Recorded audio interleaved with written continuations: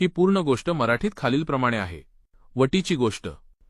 एका गावात वटी नावाचा एक लहान मुलगा राहायचा. तो खूप नालायक आणि कमकुवत वृत्तीचा होता. एकदा तो आपल्या आजोबांच्या म्हणजेच माणिकबाबांच्या घरून काही लिंबू घेऊन येत होता. त्यावेळी आमच्या गावात शारदा देवी बसल्या होत्या. वटी गावाचा फेरफटका मारून येत होता आणि आमच्या घराच्या बाजूला शारदा देवी बसल्या होत्या. त्यावेळी हर्षल नावाचा एक मुलगा होता, ज्याचे स्वतःचे चहाचे दुकान आहे. वटी जेव्हा तिथून चक्कर मारून येत होता तेव्हा हर्षलने ओरडून सांगितले, त्या वटीला पकडा. मग गावातील मुलांनी वटीला पकडले. त्याला पकडून दुवाच्या घराच्या बाजूला असलेल्या एका बंदिस्त जागेत नेले. त्या बंदीवर पाल ताडपत्री टाकलेली होती. त्या बंदीच्या आत वटीला नेण्यात आले. हर्षलने वटीला पकडले होते, म्हणजेच मुलांनी वटीला पकडून बंदीत नेले होते. हर्षलने आपले हत्यार काढले. काही मुलांनी वटीची पूर्णपणे फाडून ठेवली होती आणि वटी जे लिंबू घेऊन आला होता तेच लिंबू त्याच्या गुदद्वारात कोंबून हर्षलने त्याचे लैंगिक शोषण केले.